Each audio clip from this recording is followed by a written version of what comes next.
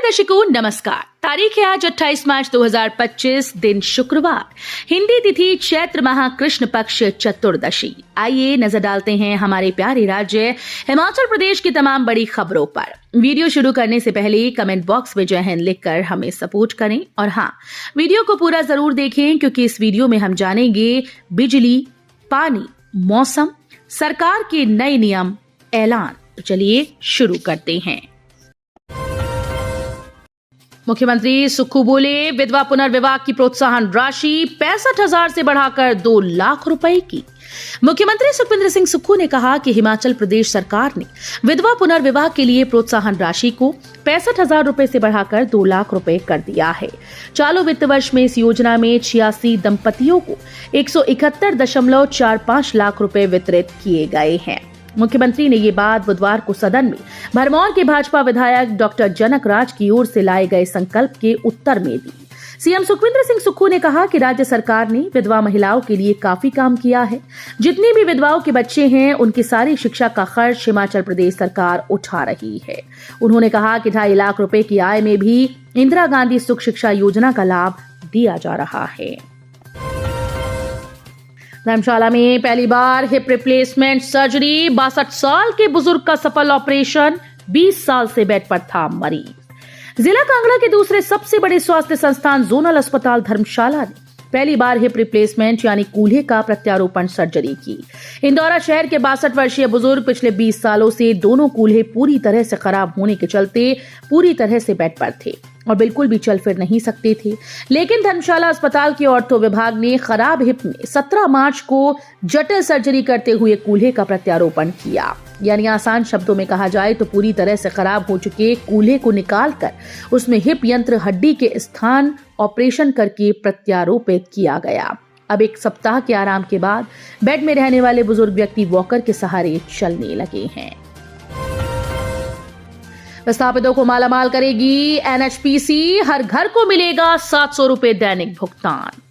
उत्तरी भारत के 9 राज्यों को रोशन करने जा रही पार्वती परियोजना चरण 2 में अपनी जमीन खोने वाले विस्थापित व प्रभावित परिवारों को उनकी कीमत लौटाई जाएगी। लगभग 40 सालों तक प्रत्येक परियोजना प्रभावित परिवार प्रोजेक्ट में पैदा होने वाली बिजली से प्रतिदिन 700 रुपए लेने का हकदार बनेगा। कुल्लू जिले के इन सैकड़ों विस्थापितों को ये लाभ उनकी जमीन पर बिजली उत्पादन आरंभ होने के बाद से मिलना आरंभ हो जाएगा। पार्वती परियोजना चरण 2 में प्रभावित हुई आधा दर्जन पंचायतों में उत्पादन का 1% विस्थापितों व प्रभावित परिवारों में बांटा जाएगा। सिवाई टीबी टेस्ट से संक्रमण की जांच, प्रदेश के हर वेलनेस सेंटर में मरीजों को सुविधा देगा स्वास्थ्य विभाग। हिमाचल प्रदेश में अब नई अत्याधुनिक तकनीक से टीबी के संभावित मरीजों की जांच की जा रही है। पहली बार 2025 के जनवरी के बाद से सिवाई टीबी टेस्ट के माध्यम से टीबी के संभावित मरीजों की जांच की जा रही है। प्रदेश के हर वेलनेस सेंटर में इसकी शुरुआत कर दी गई।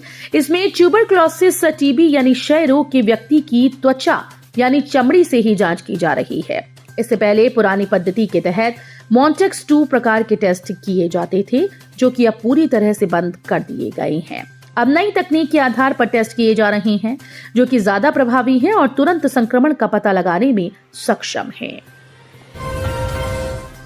उपभोक्ताओं को धोखाधड़ी से बचा सकता है BIS केयर ऐप। भारतीय मानक ब्यूरो के mobile app BIS care app के बारे में अधिकारियों कर्मचारियों को जागरूक करने के लिए BIS के परवाणु शाखा कार्यालय में एक विशेष अभियान चलाया गया। इस अभियान के तहत BIS कार्यालय परवाणु के रिसोर्स पर्सन फौरन चंद और राजकीय बहुतकनीकी महाविद्यालय बड़ू की छात्राओं ने उपायुक्त अमरजीत सिंह से भेंट की और उपायुक्त कार्यालय परिसर की विभिन्न शाखाओं के अधिकारियों और कर्मचारियों को BIS केयर ऐप के बारे में विस्तृत जानकारी दी। उन्होंने बताया कि BIS केयर ऐप भारतीय मानक ब्यूरो के द्वारा विकसित एक मोबाइल ऐप है, जो उपभोक्ताओं को ISI चिन्हित और हॉलमार्क वाले उत्पादों की प्रामाणिकता जांचने और शिकायत दर्ज करने में मदद करता है। यात्रियों को अब नहीं करना होगा इंतजार, HRTC में शामिल होंगी 324 सुपर लग्जरी बसेस, हिमाचल सरकार ने दी मंजूरी। हिमाचल के लोगों के लिए खुशखबरी है, हिमाचल पथ परिवहन निगम के बेड़े में जल्द 297 इलेक्ट्रिक बसेस शामिल होंगी। गुरुवार को आयोजित निदेशक मंडल की बैठक में बस खरीद को मंजूरी देकर वर्क ऑर्डर जारी करने के निर्देश दिए गए हैं। निगम इस बार में जो बसेस खरीदेगा उसकी मरम्मत का कार्य भी संबंधित कंपनी 12 साल तक करेंगी। निगम ने टेंडर में इसका प्रावधान किया है। बीसीए छात्रों को परीक्षा का एक और मौका, 20,000 होगी फीस, 7 अप्रैल तक बिना लेट फीस भर सकेंगे फॉर्म। हिमाचल प्रदेश विश्वविद्यालय ने बीसीए के 2014 से 15 से 2019 से 20 तक के बैच के विद्यार्थियों को परीक्षा का एक और अवसर दिया है। इसकी अधिसूचना जारी कर दी गई। अप्रैल में होने वाली बीसीए की परीक्षाओं के साथ इस विशेष मौके की इवन सेमेस्टर की परीक्षाएं होंगी। इसके लिए विद्यार्थियों को 20,000 रुपए प्रति सेमेस्टर के हिसाब से फीस देनी होगी। विश्वविद्यालय के परीक्षा नियंत्रक की ओर से जारी अधिसूचना में ये साफ किया गया है कि इस विशेष अवसर का लाभ उठाने के लिए विद्यार्थियों को ऑनलाइन परीक्षा फॉर्म 8 अप्रैल तक बिना लेट फीस के भरने होंगे। मुख्यमंत्री ने एचपीएससीडीसी को युवाओं के लिए विदेशों में रोजगार के अवसर तलाशने के दिए निर्देश। मुख्यमंत्री सुखविंदर सिंह सुक्खू ने हिमाचल प्रदेश राज्य इलेक्ट्रॉनिक विकास निगम के निदेशक मंडल की बैठक की अध्यक्षता की। उन्होंने निगम को प्रदेश के युवाओं को विदेशों में रोजगार के अवसर उपलब्ध करवाने के निर्देश दिए। बैठक में इमिग्रेशन एक्ट 1983 के अनुसार भर्ती की प्रक्रिया करवाने और विदेशों में रोजगार के लिए श्रमिकों की भर्ती करने को मंजूरी दी गई। पहाड़ी से टकराई एचआरटीसी की बस, अचानक स्टीयरिंग हुआ लॉक, बड़ा हादसा टला। सोलन राजगढ़ सड़क पर जटोली के समीप हिमाचल पथ परिवहन निगम की एक बस दुर्घटनाग्रस्त हो गई। बताया जा रहा है कि स्टीयरिंग लॉक होने के चलते यह हादसा हुआ। ये बस सोलन से पुलवाहर जा रही थी। राजगढ़ रोड पर जटोली के नजदीक पहुंचने पर अचानक से इस बस की टाई एंड रोड टूट गई, जिसके कारण बस पहाड़ी की तरफ टकरा गई।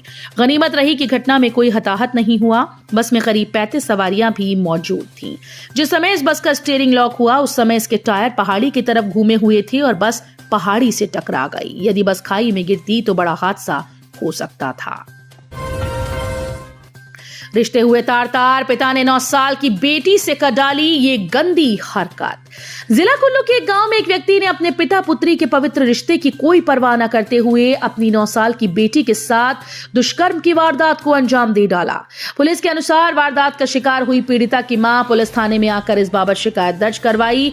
महिला ने बताया कि उसकी बेटी के साथ पिता ने अश्लील हरकत की और दुष्कर्म की घटना को अंजाम दे डाला। पुलिस ने शिकायत पर पीड़िता का मेडिकल करवाया और आरोपी को गिरफ्तार कर लिया है।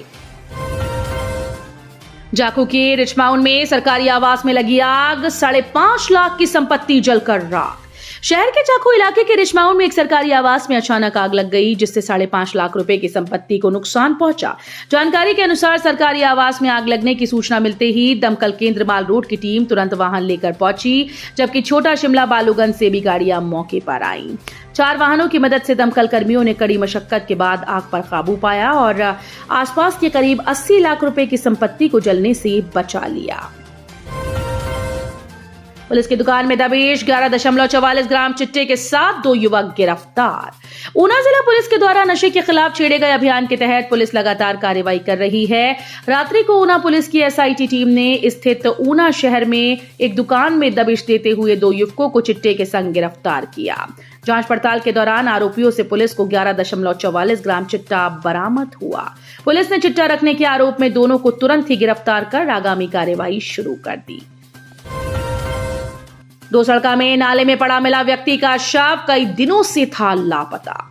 सुजानपुर से हमीरपुर मुख्य मार्ग पर 2 सड़का नामक स्थान पर बस ठहराव के साथ लगते लगभग 70 फीट नाले में व्यक्ति का शव बरामद हुआ।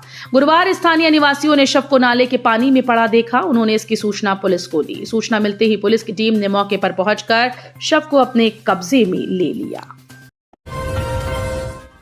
तो ये थी आज की फटाफट खबरें। हम मिलेंगे अगले बुलेटिन में, तब तक के लिए धन्यवाद। जय हिंद।